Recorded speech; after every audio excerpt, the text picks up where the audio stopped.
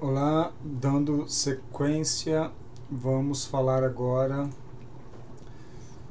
Aliás, vamos começar agora um tópico novo. Concluímos na aula anterior a primeira parte, que é a parte mais de conceitos e dos tipos de treinamentos. Então, essa é um primeiro conjunto de conteúdos.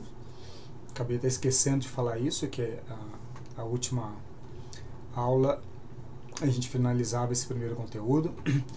E agora a gente entra para uma segunda etapa, e vamos conversar nessa etapa sobre fisiologia neuromuscular.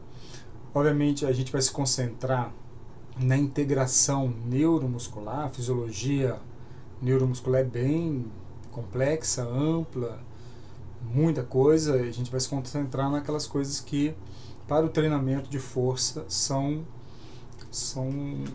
essenciais. Então são aquelas coisas que eu costumo dizer que não pode passar no curso superior e não levar. Mas claro que é um conteúdo bastante grande. Então a gente vai falar da integração neuromuscular. E eu, alguns períodos eu conseguia falar um pouco mais sobre a estrutura básica da célula, falava um pouco sobre neurônios, mas o curso foi ficando, não foi cabendo tudo que eu tinha para falar. Então essa parte mais básica, se você tiver dificuldade, sobre a estrutura celular, como que é uma célula muscular esquelética, como que é essa integração, junção neuromuscular, os componentes básicos de uma célula, de um sarcômero, dá uma estudada antes. Pode estudar, pode assistir a aula sem problema nenhum. Se sentir dificuldade em alguma coisa, aí você dá uma pesquisada para fortalecer o conhecimento.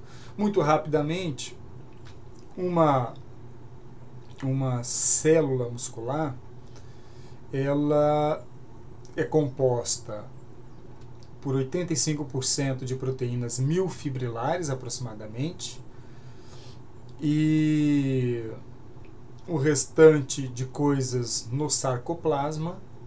Não, o sarcoplasma é o meio aquoso onde reside, repousa não, né, porque não tem nada, ainda mais músculo esquelético, né, não costuma repousar, mas enfim, o sarcoplasma que abriga as proteínas miofibrilares. Em torno de 6% mitocôndrias, o restante, um punhado de coisa. Retículo sarcoplasmático é bastante amplo, importante, ribossomos, glicogênio, estrutura, substratos energéticos como lipídios, enzima, enfim, tem um punhado de coisa.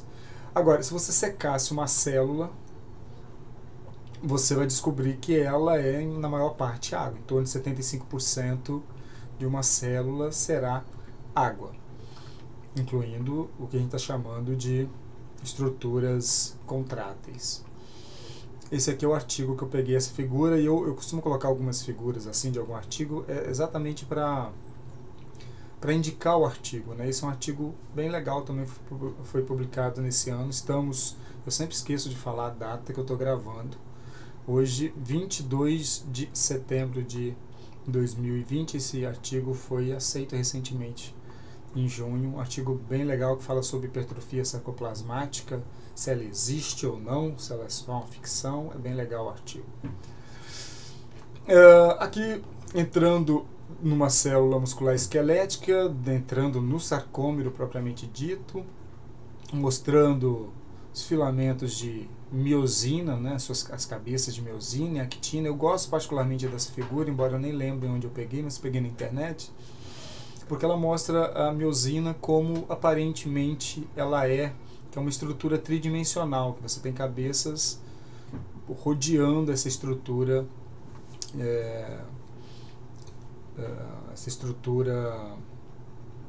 comprida aqui, né? Então você tem cabeças, que cauda, no inglês eles chamam de um conjunto de caudas aqui, né? Então no inglês eles vão chamar as cabeças, como a gente chama aqui, de cabeças, depois uma segunda parte que chama de pescoço, e depois um segmento fino chamado de cauda. E aí a miosina tem sítios regulatórios, cadeias leves, cadeias pesadas, e também no caso do músculo esquelético a gente está falando da miosina 2, mas existem outros tipos de miosinas, de outros tipos de células, mas a miosina 2 é a predominante no músculo esquelético. Enfim, aqui o filamento fino de actina, o complexo troponina, tropomiosina, enfim, são coisas básicas, qualquer coisa dá uma buscada aí na literatura, só para relembrar, que eu sei que vocês já viram isso em algum momento do curso. E aqui é uma fotografia como a coisa né, com um microscópio de alta capacidade, um microscópio eletrônico de transmissão. Então, a miosina tem duas cabeças, tem alguns livros que mostram a cabeça só, mas são duas. Essa cauda, uma região, um pescoço que tem sítio, que é uma cadeia regulatória, não é a única, mas é uma cadeia regulatória. E existem já experimentos tão interessantes como isso aqui, ó. Esse aqui está mostrando, está ilustrando, mas já há pesquisador mostrando a interação da miosina com a actina in vitro. Numa plaquinha dessa, eles conseguem medir o deslocamento da actina, porque colocando actina e miosina e obviamente uma solução muito precisa aqui para que essas estruturas possam trabalhar, oferecendo energia, a miosina vai interagir com a actina e a actina vai se deslocar. Então tem pesquisadores medindo esse deslocamento. Olha o nível, a capacidade que a ciência tem de estudar fenômenos, né? Já estão trabalhando com in vitro com miosina e actina, e são estudos para entender como que é esse fenômeno, né? Por exemplo, de estudo como esse que dá para se calcular o quanto que uma dada energia produzida na cabeça de miosina, quanto que ela desloca uma actina, né? Então permite responder um punhado de coisas. E aqui basicamente eu estou mostrando só para ilustrar o grau de compreensão que a ciência, mais no mundo molecular, da fisiologia celular, biologia celular, já tem. É sempre bom lembrar que na cabeça miosina tem um sítio específico de união para TPase e miosina. Então a TPase é a enzima que vai clivar o ATP, permitindo que a energia seja usada. Então é bom não esquecer disso. Então, dei uma pincelada muito rápida mesmo, muito mais para sinalizar para vocês. Se vocês tiverem dificuldade de compreender esse mundo dentro da célula, tem um monte de livro legal, inclusive os nossos mesmos, Fisiologia do Exercício, tem bons capítulos sobre o assunto. Bom, e agora a gente já vai partir para uma coisa que é mais do treinamento de força, e o primeiro conceito fundamental é o conceito de unidade motora. Unidade motora é um conjunto de miócitos inervados por um mesmo motoneurônio, formada por um neurônio motor, em que o corpo neuronal está localizado em alguma estrutura do sistema nervoso, como córtex, bulbo, medula espinhal, e o axônio, que é aquela cauda do neurônio, projetada até o músculo. Esse axônio, essa cauda, ela se ramifica, podendo inervar poucas ou muitas fibras. Então, esse neurônio pode se ramificar e inervar algumas, até milhares de células, e a isso a gente dá o nome de unidade motora. Unidade motora refere-se ao conjunto de miócitos inervado por um mesmo motoneurônio. Pode ser pequeno, quando inerva poucas células, pode ser um motoneurônio grande, quando inerva muitas células. Isso aqui, então, ilustrando uma unidade motora. Aqui um corpo neuronal, dendritos, o axônio. Quem não lembrar completamente como que é as estruturas básicas do neurônio, quiser relembrar, nossos livros, textos também ajudam, mas é um assunto bem fácil de encontrar. Mas veja que esse neurônio está tocando, ele aqui, esse axônio vai se ramificar, ó, tocando uma célula, outra. Então, no final, você tem 5 células inervadas. Então, eu tenho um motoneurônio com 5 células. E então essas 5 células pertencem a esse neurônio em termos de resposta e a gente chama isso de unidade motora. Repare a qualidade dessa imagem mostrando uma placa motora e que é com microscopia de eletrônica, né, escaneamento, microscopia de altíssima precisão, que aumenta em milhares de vezes, ou pode aumentar pelo menos. Veja que esse trabalho é de 1981, onde a maior parte de vocês não tinha nem nascido ainda. Dá uma dimensão para a gente de como que a ciência está avançada nesse conhecimento. Essa figura, então, é mais bonita ainda, mostrando esse nervo chegando e uma placa motora. E isso está num link que eu peguei na internet. E então isso aqui mostrando a junção neuromuscular. Estou mostrando essa figura muito mais de curiosidade para vocês perceberem que nível de conhecimento que já se tem do ponto de vista dessa biologia celular. Mas a nossa ideia aqui é falar da unidade motora, esses conhecimentos básicos, quaisquer dificuldades, dá uma voltada, estou dando uma pincelada em algumas coisas. Outra coisa que vale muito a pena conhecer bem é o retículo sarcoplasmático, que é essa rede que a gente está vendo aqui, ó, circulando as miofibrilas. Essa rede que a gente chama de retículo sarcoplasmático é uma estrutura extremamente importante para a contratilidade, porque é aqui que o cálcio fica armazenado, porque eu não posso ter cálcio liberto. Se eu libertar cálcio, a célula vai ficar em processo contrátil, uma contração mantida. Então, o cálcio tem que ser liberado e depois voltar para dentro do retículo sarcoplasmático, e tem toda uma estrutura, um conjunto de proteínas que participam desse processo. Mas é bom compreender bem o retículo sarcoplasmático, a sua integração com os túbulos T, que é por onde chega o potencial de ação.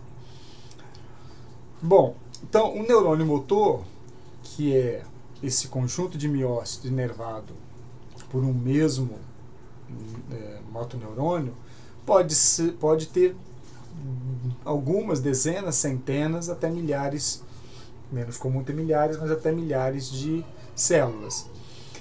Como se chega a essa lógica? Bom, pegando essa referência aqui, vocês vão ter uma noção de como que se chega a essa ideia do número, do tamanho de uma unidade motora. A gente chama o tamanho de unidade motora pequeno quando tem poucas células, e uma unidade motora grande quando tem muitas células. E isso se consegue a partir de uma lógica chamada taxa de inervação. Então, por exemplo, isso aqui é a taxa de inervação de músculos humanos. No bíceps, por exemplo, tem aproximadamente, pelo menos nesse estudo, encontraram 774 axônios motores, e no músculo, no bíceps, tem aproximadamente 580 mil fibras. Se eu divido este valor por este valor, eu tenho algo que se chama de taxa de inervação, 750. Então isso nos dá uma dimensão de que cada neurônio motor do bíceps inerva aproximadamente, em média, 750 células. Obviamente que tem motoneurônios maiores e menores, mas na média 750 células. Ou seja, é como se cada neurônio comandasse 750 células. Aí o bráquio radial, o gastrocnêmio, que é sempre um músculo importante de citar, ele tem quase 2.000, uma taxa perto de 2.000, a taxa de inervação perto de 2.000. Então sai mais ou menos dessa lógica aí, pela taxa de inervação. Bom, vamos entender essa lógica agora do essa integração, porque eu estou falando de unidade motora, porque no treinamento de força, que a gente precisa da contratilidade do músculo esquelético, eu preciso falar da integração neuro com músculo. E a gente, do ponto de vista voluntário, sempre precisará da integração neuro-músculo. Diferente do coração, que tem uma capacidade intrínseca de produzir potencial de ação e, na sequência, contração, o músculo esquelético não tem essa capacidade, então ele precisa ser estimulado. Voluntariamente estimulado pelo sistema nervoso, por neurônio, ou por algum estímulo elétrico, como, por exemplo, uma corrente elétrica externa para poder seguir o neurônio ou direto no músculo, né? Mas do ponto de vista voluntário eu preciso dessa integração. E aí vamos entender alguns fenômenos importantes. Um primeiro é o que se chama de lei do tudo ou nada. É uma coisa que talvez vocês tenham estudado. Normalmente se ensina isso na fisiologia, mas a gente só costuma aprender bem essas coisas quando a gente vê uma lógica. E aqui a gente vai ver. Quando um estímulo é gerado numa unidade motora, quando é gerado um potencial de ação, todas as células, todas as fibras que esse neurônio inerva se contraem ou nenhuma. O que eu quero dizer com todas ou nenhuma? Porque esse potencial de ação ele pode vingar e chegar lá no final, nas placas motoras. Mas ele também, esse sinal, ele pode morrer no meio do caminho por algumas coisas, por algumas questões que tem que deixar para a biologia para outro momento. Mas esse potencial de ação pode não vingar. Tá? É bom que se saiba isso. Se ele não vingar, se ele não seguir, nenhuma das células que esse neurônio está inervando contrairá. Agora, se esse potencial seguir, todas essas células contrairão. Esse é o mecanismo do tudo ou nada. Ou seja, quando o motoneurônio gera uma corrente, essa corrente chega lá embaixo, todas as células que esse neurônio inerva contrairá. Não tem como ele selecionar a sua parte aqui. E as outras células aqui, bom, aí já é outro motoneurônio ou outros motoneurônios. Aí vai depender de outros aspectos. Então a lei do tudo ou nada é essa. Se eu chamar esse motoneurônio para trabalhar e ele conseguir produzir o potencial de ação e chegar lá, todas essas células serão chamadas para trabalhar. Quanto mais unidades motoras recrutadas, mais associações miosina-quitina e mais força. Então essa é a lógica e essa é a grande importância para a gente. Quanto mais unidades motoras eu for capaz de recrutar, mais força eu vou fazer. E há toda uma capacidade e aqui já começam, e a lógica está aí. Uma pergunta que vocês já devem ter se feito e possivelmente vão me fazer, é como que a gente consegue modular a força. Então, a gente consegue modular a força, eu vou falar isso mais para frente, a partir, um princípio é esse, pelo número de unidades motoras que eu recruto, já que quando eu chamo uma unidade motora, ela não tem como aqui embaixo escolher uma ou outra célula, ela vai chamar todas. Então, pelo número e pelo tamanho das unidades motoras, a gente vai regulando a força. A gente não, porque é o nosso sistema nervoso central que que dá esse comando lá embaixo, embora seja voluntário. Pode ser voluntário ou não. Vamos entender esse mecanismo do tudo ou nada. Inicialmente isso nasce, ou pelo menos fica mais fácil de entender, ilustrando aqui um experimento no modelo animal. Vamos imaginar a seguinte situação. Vamos imaginar um modelo animal. Esse modelo animal ele é possível, onde isso aqui a gente está vendo um segmento inferior de uma rã, e onde se preservou a coluna e o nervo ciático. E aqui dá para fazer um punhado de experimentos. Então, por exemplo, o que dá para se fazer aqui? Dá para você gerar uma corrente elétrica. Veja que, obviamente, a rã tirou-se o sistema nervoso exatamente para eliminar essa interferência e poder estudar o comportamento do nervo com o músculo. e dá para você fazer correntes, gerar corrente elétrica aqui e ver o comportamento do músculo. Como que eu vejo o comportamento do músculo? Pode-se usar um transdutor de força para medir a tensão que esse músculo faz. Pode, inclusive, aqui eu estou só simbolizando, mas você pode ter uma carga para poder ter esse registro da tensão. Bom, vamos imaginar uma situação que eu dou aqui nesse nervo um estímulo elétrico. É esse estímulo elétrico aqui. Aqui eu tenho voltagem e aqui a tensão, a força. Eu dei esse estímulo elétrico X, né, para a gente não importa o valor agora, eu dei um estímulo elétrico tal. Quando eu olho o transdutor aqui de força, eu não vi nada acontecer, ou seja, nenhuma força foi produzida. O que isso quer dizer para a gente? Que nenhuma unidade motora foi recrutada, porque não há força produzida, pelo menos ao nível de conseguir sensibilizar esse sensor. Eu dei um outro estímulo um pouco mais forte. Ainda assim, nada aconteceu. Então, nenhuma unidade motora foi recrutada. Agora eu dei um outro estímulo, terceiro. Esse terceiro estímulo, quando eu olho aqui para baixo, eu vi uma onda. Ou seja, eu vi uma geração de força aqui, houve uma contração.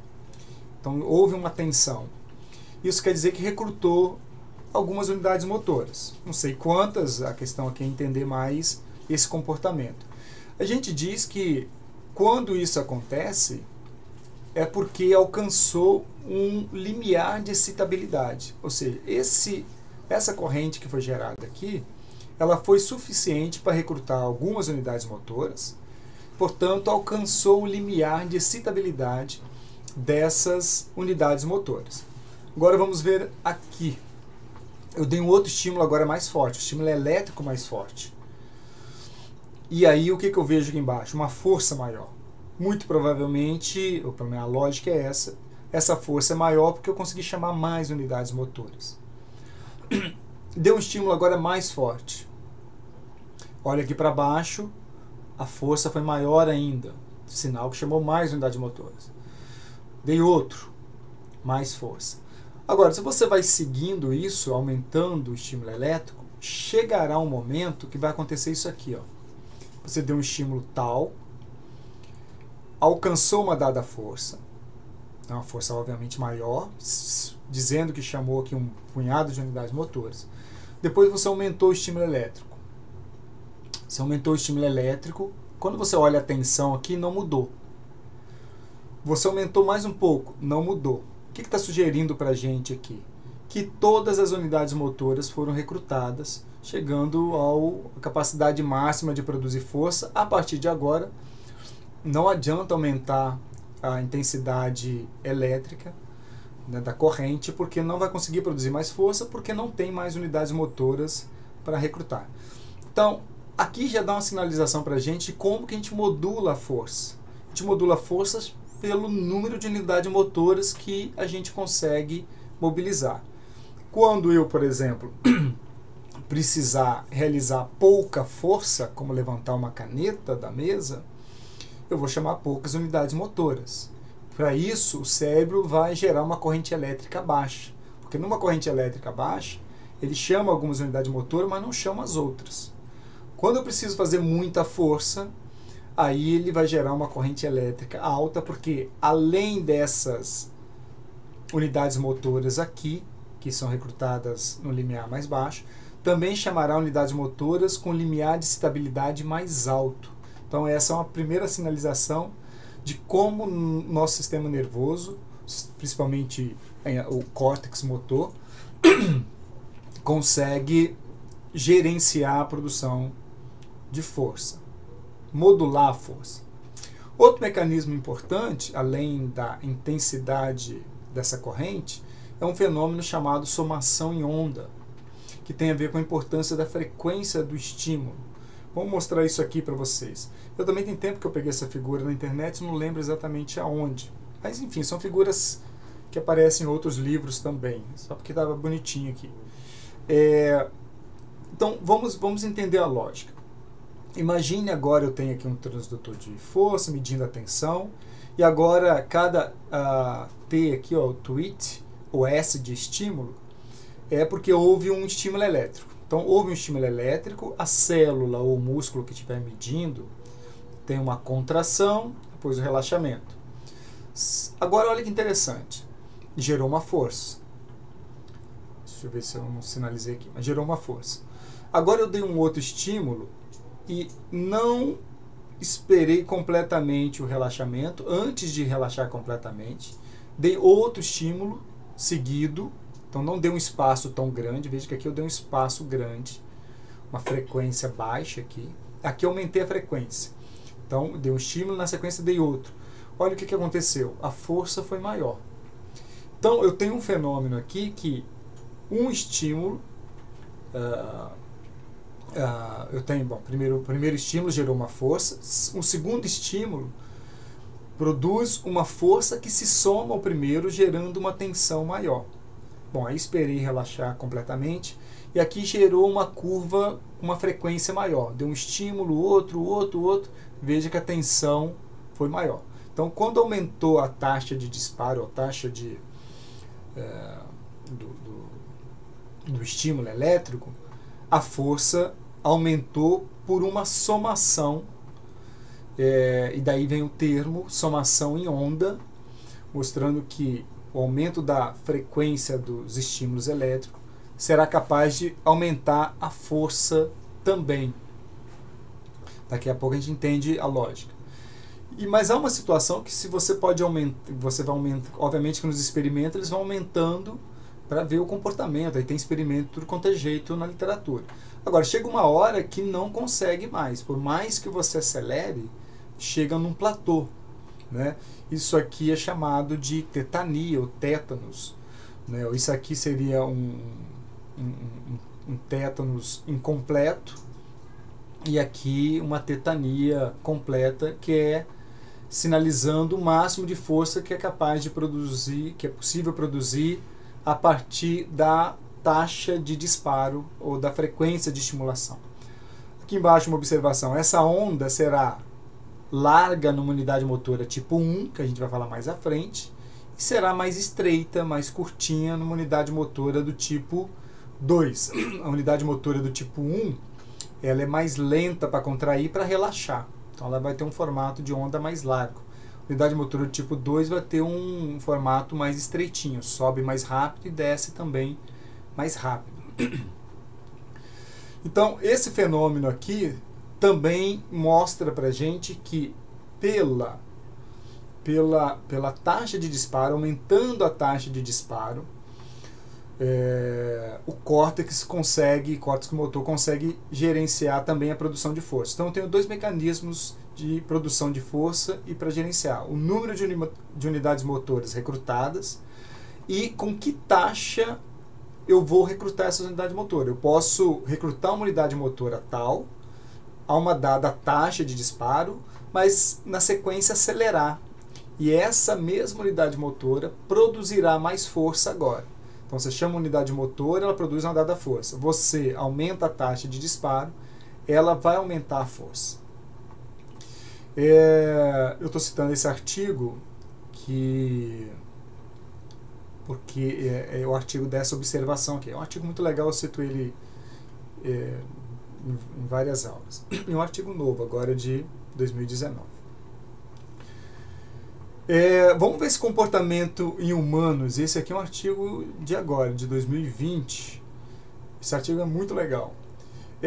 Então, um trabalho recente encontrou uma taxa máxima de disparo que variou entre 8 a 228 pulsos por segundo.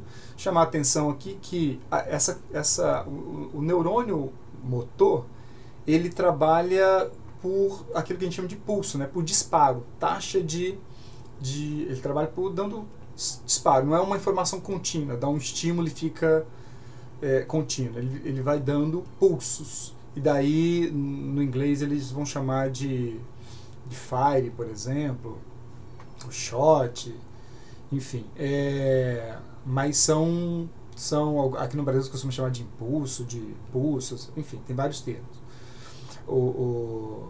Mas eles funcionam basicamente com taxas de disparo, que é o termo que eu uso mais habitualmente, que varia muito, pode variar de 8, por exemplo, a 200 e tantas vezes por segundo.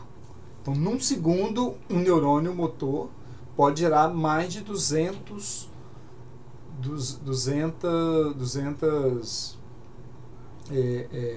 impulsos. Nesse estudo aqui, eles estudaram 242 unidades motoras no músculo tibial de 20 voluntários. Então, isso aqui é em humanos, né?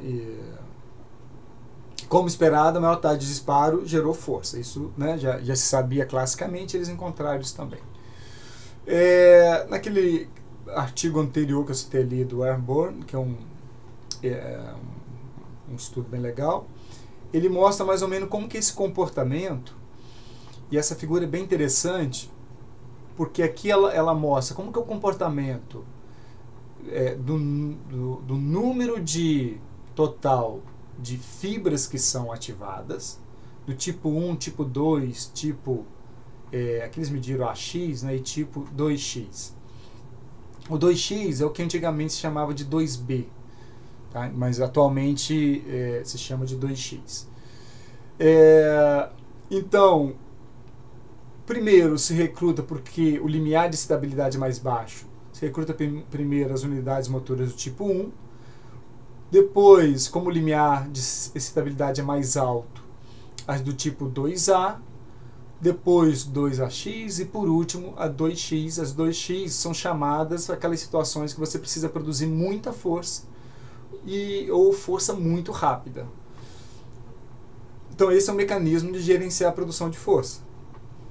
Se eu preciso produzir pouca força ou um tipo de força que exige resistência, eu vou chamar basicamente unidades motoras do tipo 1. À medida que eu vou precisando produzir mais força, eu vou chamando outras unidades motoras. E aí tem vantagem e desvantagem de trabalhar com uma e com outras. Mais à frente a gente conversa sobre isso. O que eu acho mais legal nessa figura, essa figura aqui em cima é uma figura clássica que a gente vê em vários livros. É essa figura aqui, que essa figura mostra a taxa de disparo. E ela é legal porque ela mostra que as unidades motoras vão aumentando a taxa de disparo à medida que você precisa produzir mais força. A taxa de disparo vai aumentando. E uma coisa que é bem interessante, que dependendo da circunstância, você pode ver uma coisa inusitada, que é isso aqui, ó. Aqui, por exemplo. Se eu traçasse uma linha aqui, a gente vai ver que nesse dado momento aqui, a unidade motora do tipo 1 está com a taxa de disparo maior do que do tipo 2. Esse é um fenômeno diferente. Isso pode acontecer por causa depois que eu recruto a unidade motora, a outra forma de produzir força é pela taxa de disparo. Então, a primeira forma de produzir força é chamando a unidade motora para trabalhar. Então, é pelo limiar de estabilidade. Depois disso, a outra forma de produzir força é pelo processo de somação em onda, que é a taxa de disparo. Então, veja que a taxa de disparo da unidade motora tipo 1 foi aumentando, mas eu ainda nem tinha chamado a unidade motora tipo 2, e quando ela é chamada, ela está numa taxa de disparo ainda menor do que a do tipo 1. Tá? E vai aumentando depois. Bom, isso aqui é um pouco além do que habitualmente eu falo na disciplina, é só porque é uma curiosidade. Veja que a do tipo 2X pode cruzar todas essas, porque o comportamento da taxa de disparo não é exatamente o mesmo comportamento do número de unidades motoras que eu chamo. Mas esses dois fenômenos são fundamentais para a produção de força e para a modulação. O número de unidades motoras que eu chamo, e depois que se recruta uma dada unidade motora ou mais, você vai modular a força pela taxa de disparo, aumentando a taxa de disparo. Obviamente, quem faz isso, o nosso sistema nervoso, em particular o córtex motor, a partir da sinalização voluntária que eu mando para ele. Aqui, por exemplo, no estudo que eu estou citando ali do Del Vecchio, que é um estudo de 2020, ele mostra cada figurinha, cada linha dessa que vocês estão vendo aqui, são uma unidade, o estudo de uma unidade motora do músculo humano. Isso aqui ele conseguiu por um processo um pouco complicado, que envolve engenharia de decomposição do sinal eletromiográfico. Mas só para vocês verem que ele conseguiu isolar as unidades motoras por uma decomposição do sinal. Né? Como se fosse, essa aqui é uma unidade motora, essa aqui é outra, e por aí vai. Tá? Então, o que eu estou querendo dizer para vocês nessa primeira parte dessa fisiologia neuromuscular, dessa integração, é chamar a atenção para a importância da intensidade do estímulo elétrico e para somação em onda, ou seja, a frequência de estimulação na produção de força. Como que a gente produz força e como que a gente gerencia? A gente produz força chamando unidades motoras, porque é um neurônio integrado ao músculo que vai permitir, a célula vai permitir a contração. Mas, e isso depende do limiar de excitabilidade, algumas unidades motoras têm um limiar de excitabilidade mais baixo, então uma corrente elétrica mais baixa é capaz de chamá-la para trabalhar, enquanto outras unidades motoras precisarão de uma corrente elétrica mais elevada, e assim a gente modula a nossa capacidade de produzir menos ou mais força. Depois que eu chamo uma unidade motora, essa unidade motora pode produzir mais força pelo segundo mecanismo, que é aumentando a taxa de disparo. Então, o nosso sistema nervoso central, em particular o córtex, vai interpretar a necessidade de aumentar a taxa de disparo. É bem provável que vocês estão se perguntando como que essa taxa de disparo é capaz de aumentar a força. Isso aqui parece mais fácil de entender, ou seja, se eu chamo unidade motora, se eu não chamar uma unidade motora, obviamente eu vou produzir menos força. Se eu chamar mais unidade motora, eu vou produzir mais força, já que a unidade motora é a integração entre o neurônio e célula contrátil, né? Célula muscular esquelética. Agora, por que a taxa de disparo produz mais força? Essa é uma pergunta que vocês devem estar fazendo. Eu vou esperar o slide correto aqui para... Não apareceu nessa aula, eu não lembrava disso. Mas isso está explicado no slide. Eu vou antecipar para vocês, embora sem o slide fique um pouco mais complicado de entender, mas depois eu explico de novo com o slide. Qual é a principal crença? Como que a taxa de disparo pode aumentar a força? A principal crença, porque tem um punhado de estudos que mostram isso, é que quando você aumenta a taxa de disparo, aparentemente há uma liberação de cálcio maior. Então a quantidade de cálcio que é liberado do retículo sarcoplasmático para dentro do sarcômero, né, para o miofibrila, é maior. Então parece que é uma associação, os estudos mostram uma associação muito clara entre a frequência de estimulação e a concentração de cálcio na célula. Então parece que esse é um mecanismo de a mesma unidade motora produzir mais força. Então eu posso chamar uma unidade motora e ela vai trabalhar com uma dada frequência, sempre liberando uma quantidade de cálcio. E sempre que você libera o cálcio, na sequência o cálcio é resgatado para dentro, levado para dentro do retículo sarcoplasmático de novo. Então, para que o processo contrátil ocorra, você tem um potencial de ação. Esse potencial vai gerar a liberação de cálcio, é um mecanismo complexo, tem uma série de coisas para se entender. Liberando o cálcio, aí você tem a interação do cálcio com a troponina C, modificação da configuração da troponina, e aí segue o processo contrátil. Na sequência, para que você tenha um relaxamento, o cálcio tem que voltar para dentro do retículo sarcoplasmático. E aí tem um punhado de proteínas trabalhando tanto para liberação quanto para levar o cálcio para dentro da célula.